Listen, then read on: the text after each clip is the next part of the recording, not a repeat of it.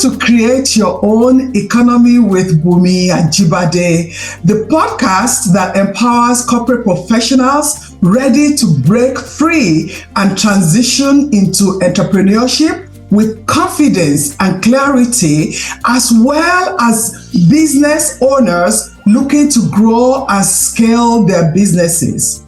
If you're exhausted from building other people's dreams, leaving you little time or energy to focus on what truly matters to you, you are in the right place. Each week, we provide actionable strategies, expert interviews, and real-life success stories to help you turn your ideas into thriving business.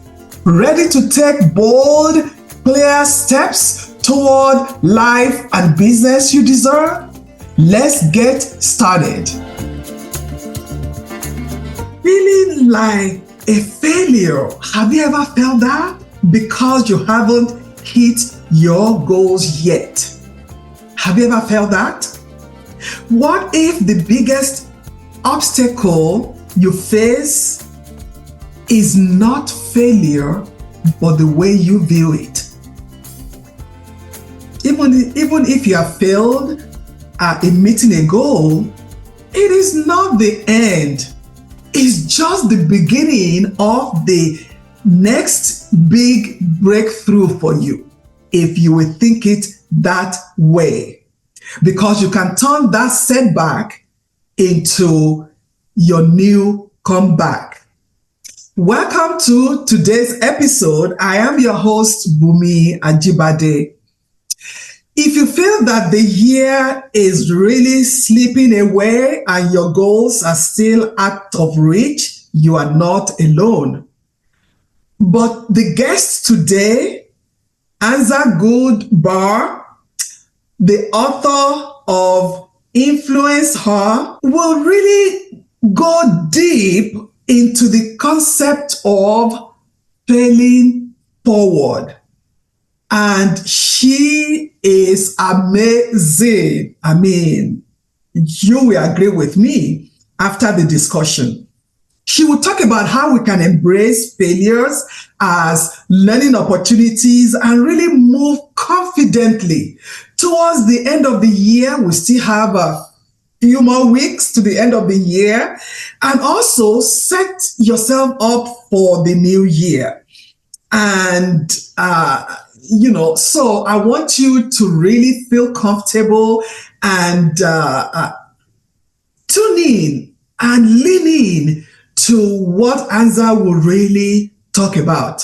Welcome, Anza. Welcome to Create Your Own Economy. Thank you for having me, Bunmi.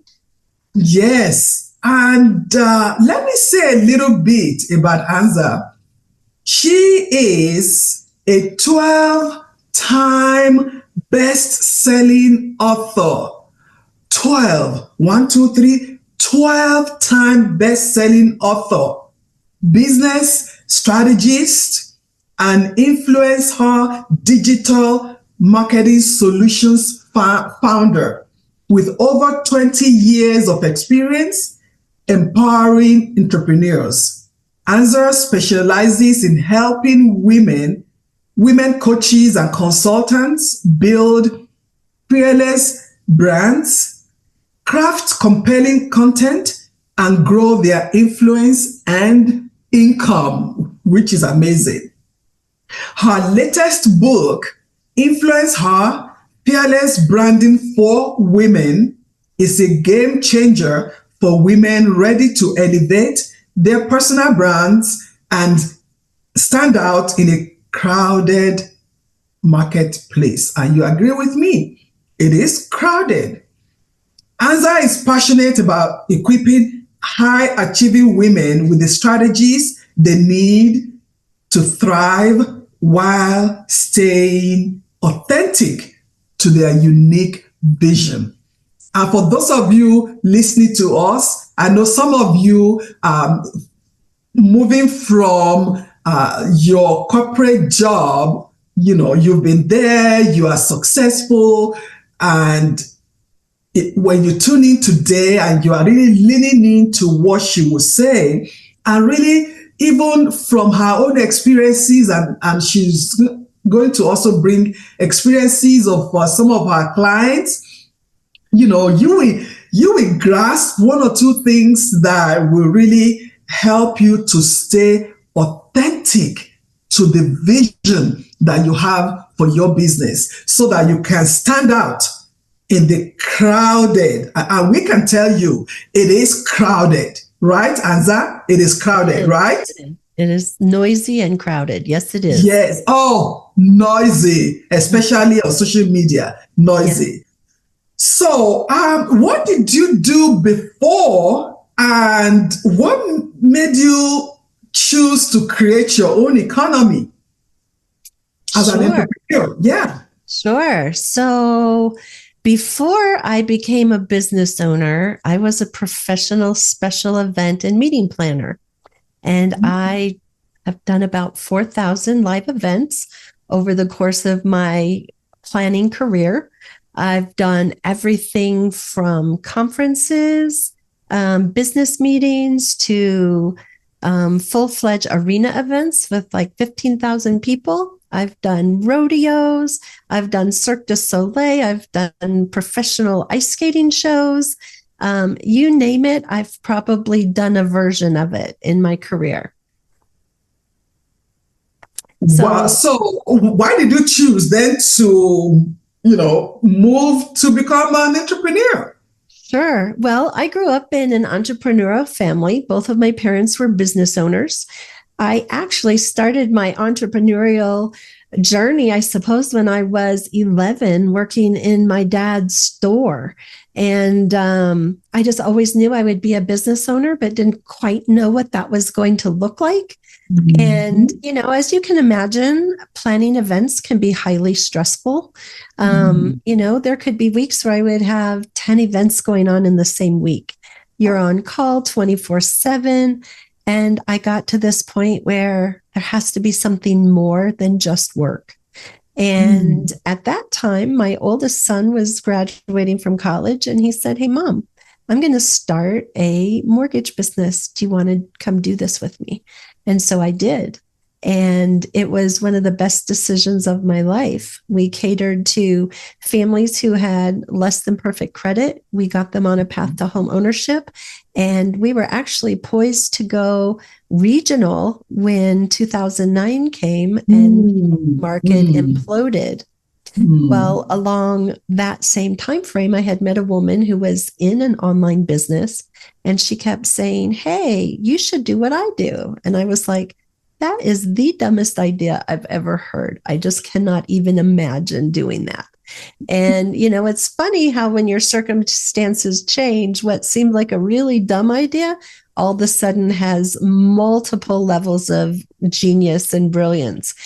And when we realized that the economy bubble was not going to bounce back, that I really needed to figure out what's the next thing I'm going to do. And so the first person I went to was my friend. And I said, "Hey, can you fill me in a little bit more about what you're doing? And do you really think I could do it too?" And so that got me into the world of online business services and coaching. Wow. Amazing. Look, it's really amazing how when something happens, the networking that we did before, we can then bring it back. That's why, when we're entrepreneurs, all those networking events, all those numbers, all those conversations, we can always go back, and when those conversations align with who we are, why not? That's why we can pivot. We can pivot, and now look at where you are.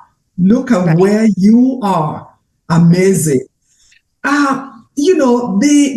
The topic we are talking about today is fairly forward into the new year with renewed purpose and confidence.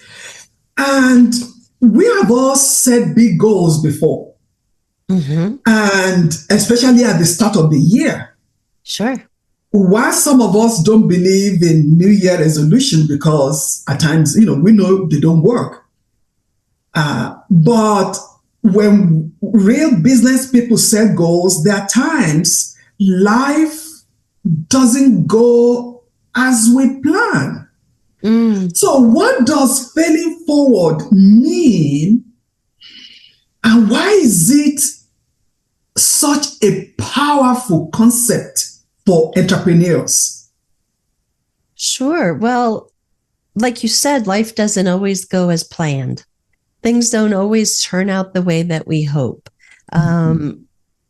Unforeseen forces play a role in what we have planned for ourselves. And so I think that as entrepreneurs, we really need to have the mindset that failure is just a stepping stone for success. Failure is just a moment to pause and take a teaching moment and be able to figure out what went wrong, why didn't it work, what could I have done better. It's a moment to be curious, right? And regroup and say, okay, well, that didn't work, but maybe if I tweak it this way, it will be the perfect way to work. And, I like to look at Einstein. Einstein was doing experiments for one particular purpose, and it was a total bust. Well, that total bust turned into the perfect recipe for a bomb that was needed when we got into World War II. And so what might not be the right outcome for what you're doing right now isn't necessarily a lost effort. It's maybe something that you can use in a different way for a different purpose in a different season. So don't count a failure as a loss. Chalk it up for learning and figure out how you can grow and where you can move forward from there. I love what you said. Is a teaching moment, is a time to regroup. Because what happens is many people just get defeated. I have not achieved my goal. Oh, so they then see themselves as failures instead of seeing that this project, or I failed at meeting this goal. They see themselves as the failure. They are not separating themselves from a goal. They kind of lump everything together. And when they see themselves as failures, then that is even a deeper issue because they're already defeated. And when somebody is defeated, they're not in the right mind to go to the next goal, right? So you are saying that failing on a task is a moment to regroup, is a moment to be curious and say, okay, hold on, what went wrong here? But where did I contribute to the failure of the goal, right? Right. So how can we reframe our thinking to view that setback as an opportunity instead of seeing it as, oh my goodness, I have failed. I don't even think I can do this anymore? Sure. Well, I think that one thing that's really important, especially for people who are moving from corporate into being a business owner, the first thing that we need to do is to look at ourselves in a different way. One, we're in a different role.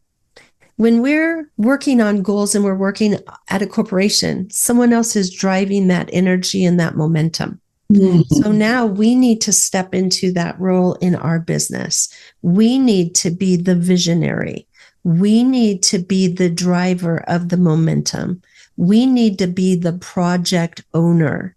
We need to be responsible for the outcome. And sometimes that's a really hard shift to make because especially women don't necessarily grow up thinking of themselves as a leader. And so we have to retrain ourselves to look at what our role is as a business owner. And leadership starts by leading ourselves. And so what steps can we take in order to be able to get the outcomes that we want? Many times that's putting a system in place, having a proper procedure to follow. Just talking about goals, one of the tools that I love is the book, The 12-Week Year, that takes the planning. Yep, that's the one. I love that book. I got my book and the workbook. Because what happens is, if you're like me, I spend the last quarter of the year planning my goals for the next year. But what happens is we put our goals so far down the road that we forget about them. And then we get to the fourth quarter and we realize we didn't make any touchdowns this year because we were busy going down bunny trails or experimenting, and we didn't have a system to hold ourselves accountable. And accountability is really where the rubber meets the road. And if we can't be accountable to ourselves, we need to have a mentor. We need to have a business bestie. We need to have an accountability partner that we're sharing what our goal is, and we're asking them to hold us accountable for getting it done. And the 12-week year is that tool for me. So I break my goals down into 12-week goals versus annual goals.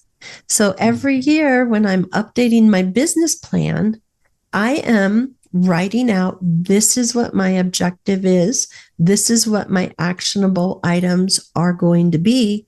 And then I break them down. I take 3 goals at a time. These are my top 3 goals. If I get nothing else done this year, by golly, these 3 goals are going to be done, right? And so then I take those goals and I create actionable steps. I have a business bestie and we touch base every Monday. These are the 5 things I'm going to get done this week. Hold me accountable. Every day we touch base via Voxer and we say, how's it going? What's going on? Are you stuck? Do you need support? If we don't hear anything back, we know everything's going fine. But we know that we have that flexibility to send a message and say, hey, I'm really stuck. Do you have a minute to brainstorm with me? Right? So we're still moving forward. And then at the end of the week, we reconvene. Did you get everything done? Hopefully the answer is yes. But if not, why not? Why didn't you get that done? Because, I think the stat is like 80%. If you're accountable to someone, you're 80% more likely to get the job done.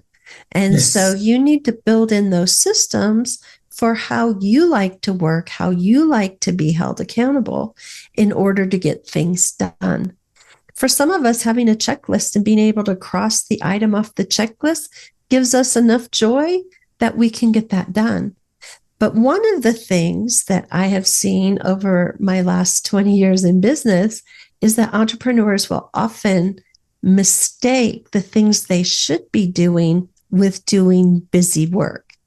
Oh, I must be successful. I'm very busy. I'm doing this. I don't have enough time in my day to get all the things done. But the things that they're doing aren't things that are moving them toward meeting their goal. And so as we step into that leadership role, part of our responsibility is to ask ourselves questions. And I say we should all have reflective time at the end of each week. What did I get done? What did I do well? What doesn't need to get done? What can I delegate? What can only be done by me? Because there are some things that we can't delegate, that we are the only one that can do them. So just like the rule at church, right? 80% of the work gets done by 20% of the people. Well, it's the same thing in our business life, right?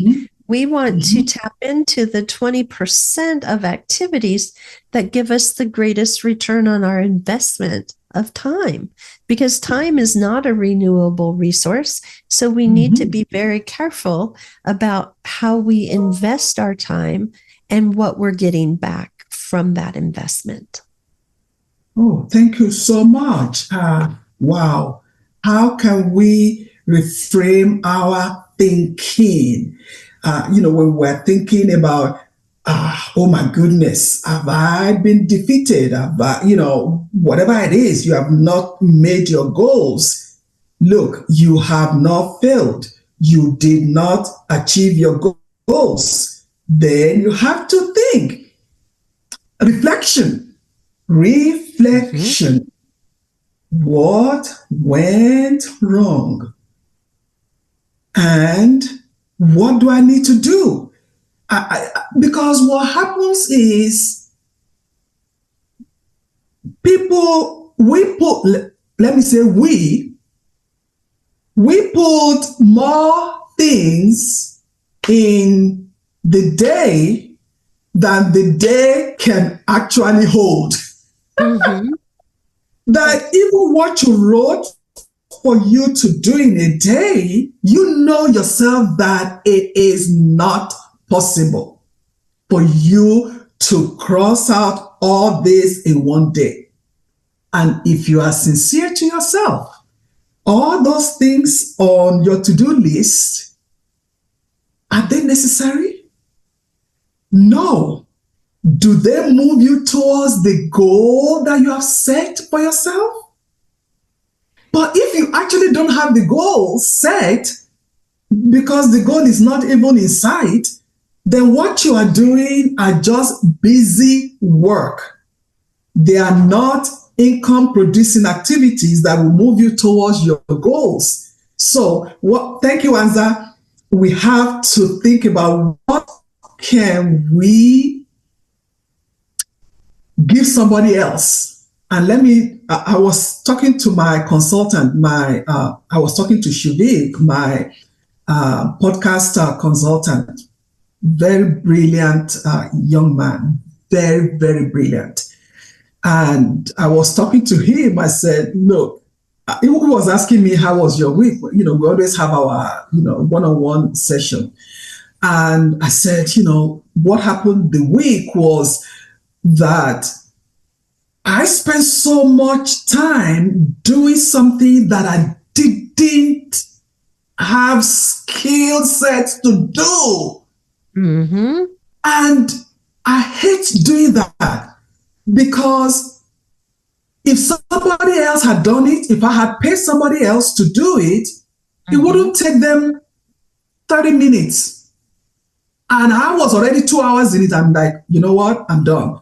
And I was going to go into Fiverr to hire somebody to do it in Fiverr. Then I'm like, Shuvik has some of the young people that work for him. They can take the job as a side hustle for them. So that was, the conversation, because at times we spend so much time doing things outside of our own skill set, and that will take us away from what we are supposed to do towards meeting our goals. So I think we need to reframe our thinking that we need to do everything. No, we don't. No, we don't have to. We don't have to do everything. So, looking at you have written 20 books. Is it 12 books? 12 books. You've written 12 books. And then looking at your journey from your different books. So how has your own journey of failure and success shaped the lessons that you teach? Because you support entrepreneurs, you help them to hone in on their skill set so that they can be the best. So how has your own journey, your own lessons shaped what you teach others? Sure. Well, I'm going to give an example of the end of my mortgage business. So in 2009, the mortgage industry imploded. and I needed to figure out how to make income again quickly. And so within 90 days of when I started my online business, I had 11 women working with me, and I had generated 6 figures of income. So I'm not saying that to brag about, oh, look at me, look at what I did. What I want to do is use that as an illustration in that, when my mortgage business failed, first of all, I was embarrassed. I was humiliated. I was deeply saddened. But, there was that mindset of who will listen to what I have to say? Why will my voice matter? My business just imploded. What could I possibly give of value, right? So I had to go through my little pity party. I had to pull myself up by my bootstraps and say, okay, this is the reality of it. So one of the lessons that I learned through that was I had to look at my self-talk and what was real, what was the truth, what was a lie, right? Because all of the things that I had learned up to that point were still very valuable. So I want to fast forward from 2009 to 2020 when we had COVID and COVID shut down the world, right? We had moms who were out there who lost their job or who had to give up their job to be at home to school their kids. They needed to do exactly what I had done 10 years earlier.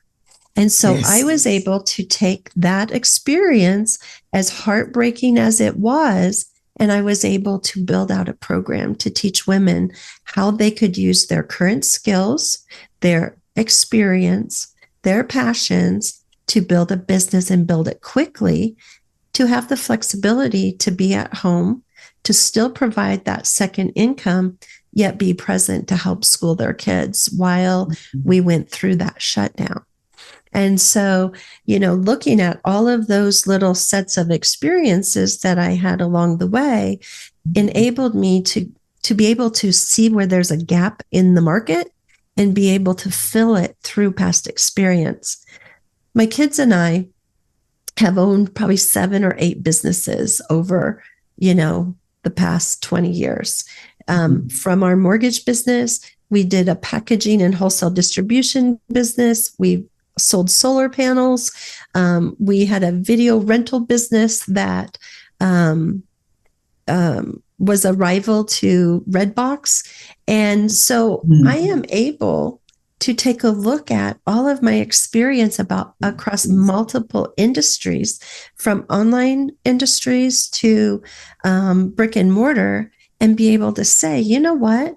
I did this successfully in this scenario. I bet we could modify it in this scenario. And so I help people be able to look at what skills they have that are transferable. How can they modify them to the situation that they're in and create a solution that is very tailored for their situation, their skill set, and their goals? Yes. Thank you, because it's not that we have not failed before. Right. But it's how we treat that. And it's not that when we fail that we just say, woohoo, I failed, let's go. No, we have to go through the emotions. We have to go through that. And then we have to learn and then move forward. And that's how we build our muscles and able to transfer and teach other people. Thank you for the honesty, because that is the honest truth. We feel something. We do. Because there's something in our mind that says, what do you want to tell people?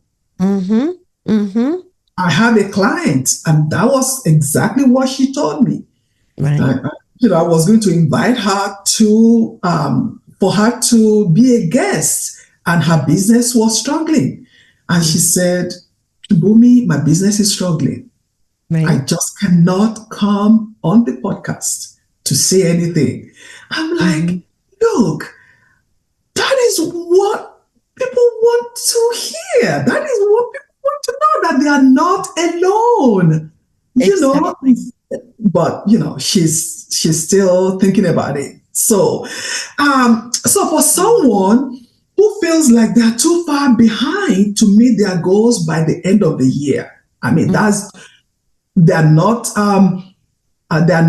being, they're not lying to themselves. Where they are, they know that they cannot meet it by the end of the year. So what practical steps can they take right now to set themselves up for next year? Sure. So, I mean, the first thing is let's pause and let's get real with ourselves. Let's have a heart to heart and let's say, what can I get done this year? Realistically, out of all of the goals that are unmet, what's one thing that I can commit to and I can take action steps and I can get that one thing done? And we're going to celebrate that victory at the end of the year that we got that one thing done. With the other goals, what we want to do, and I hope that everybody is updating their business and marketing plan at the end of the year. If not, I would like to encourage you to do so, is you're going to take those goals and you're going to start your first quarter goals. I want you to look at things by quarter, which is basically 12 weeks by 12 weeks by 12 weeks, right?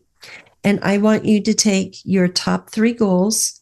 I want you to outline them because many times we don't take action because we're confused. We don't have clarity about what it is that we're doing. So I want you to get really clear on what your goal is, why you have that goal, what does that benefit for you? Because when we know why we're doing it and what the result or benefit is for us, we're more likely to move forward. And then I want you to look at that goal and say, can I do that myself? Do I have the experience and the knowledge and the skills to do all of those steps myself? If not, who do I need to hire? Right? Because John Maxwell says, you don't need to be good at everything. Focus on the things that you're good at and become great, right? So you want to focus on the things that you're already good at, spend time becoming great, outsource everything else. Maybe you don't have a big budget for that. Who can you collaborate with and barter with? Who could you trade services with to get done what you need to get done? Because that's another valuable tool that you can use in your business to get the things done that you don't have the ability to do on your own. And then when you get to the 11th week of your next 12-week cycle, you're going to do the same thing. What didn't I get done?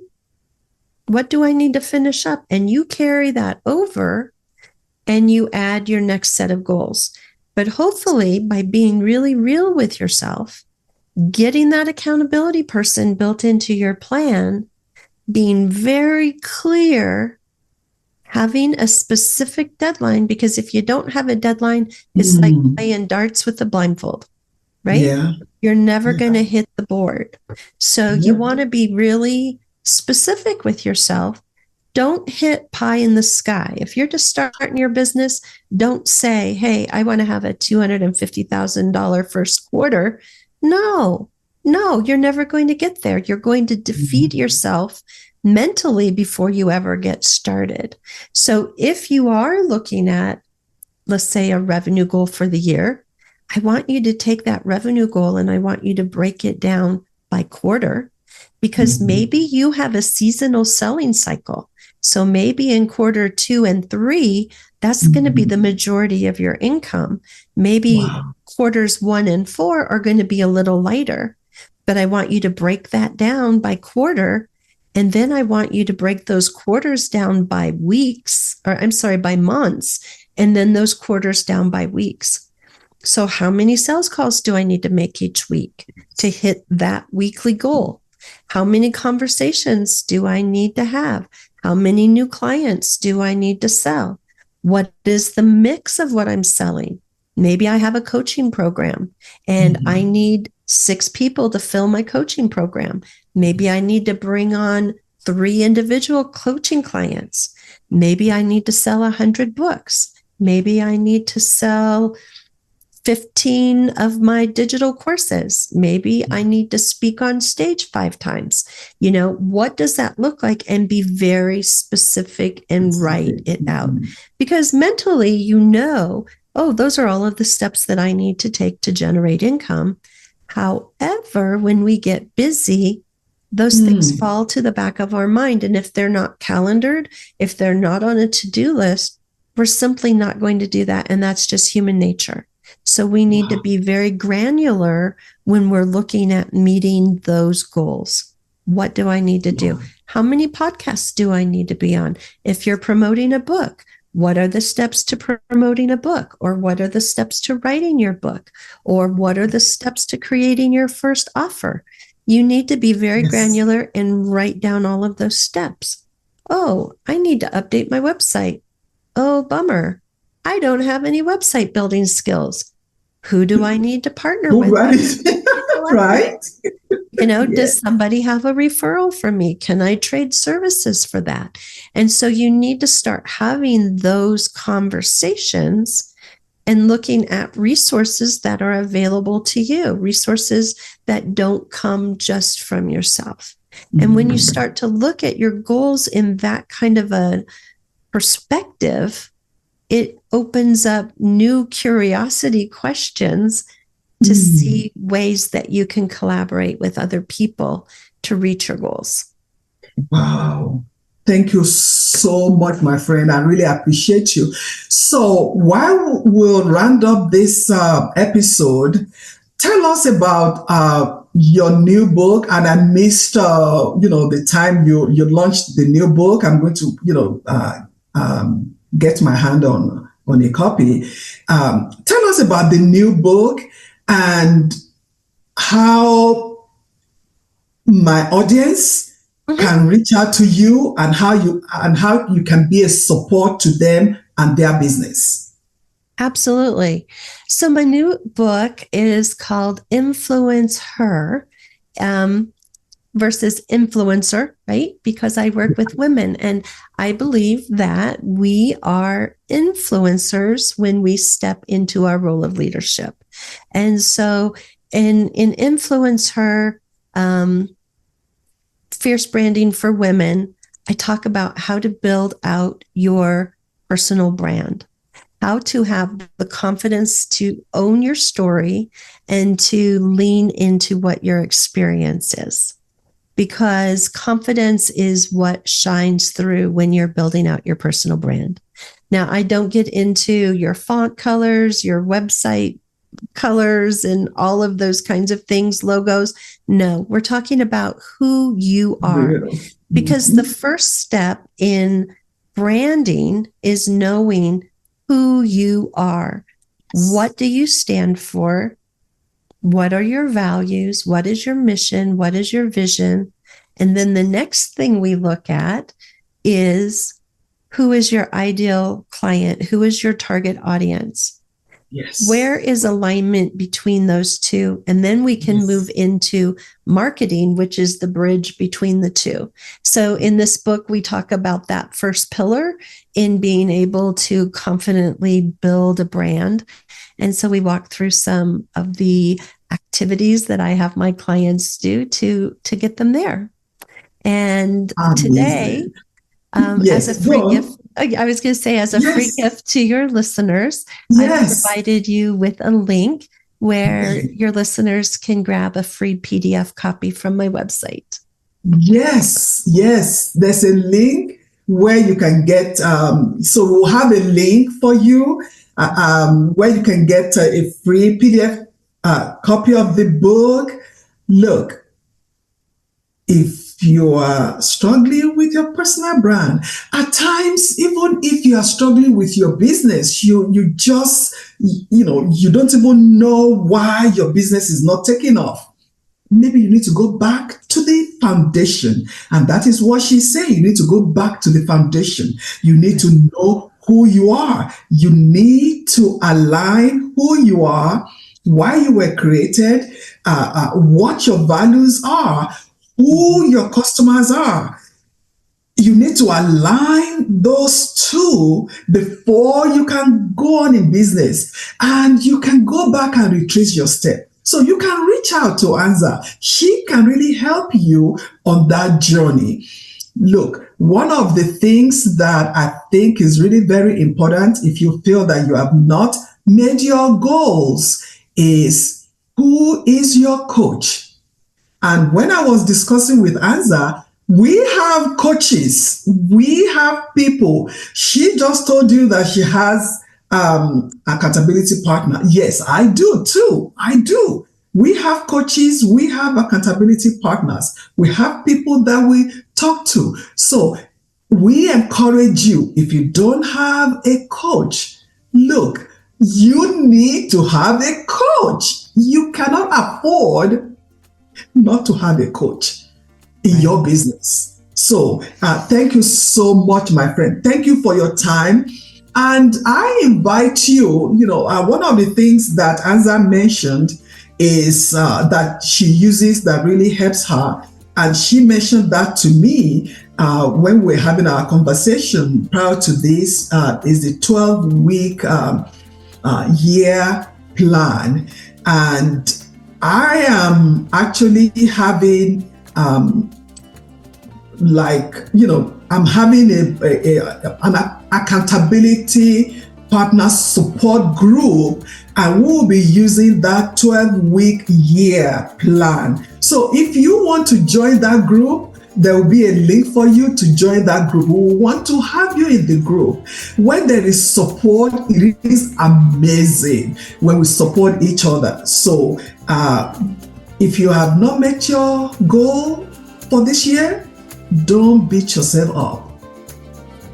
Rise up, fail forward, because you can even do more before the end of this year. One thing, she said, one thing, do one thing, and let's celebrate you. And then there's so many things you can plan for next year. We'll see you in the next episode.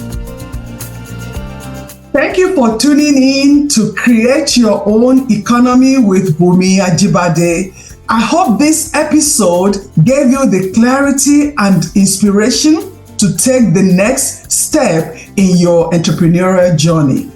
If you're a corporate professional feeling stuck or unfulfilled, and you are thinking about starting your own business, but find yourself asking, how, what, where, who, or when, I invite you to download my special curated guide, Transition from Corporate Professional to Entrepreneur, the 10-step guide for success. This guide is designed to make your transition smoother and less stressful. Afterward, schedule a clarity call to map out your personalized success path. We invite you to write a review, like, and share this episode with anyone who needs this information. See you in the next episode.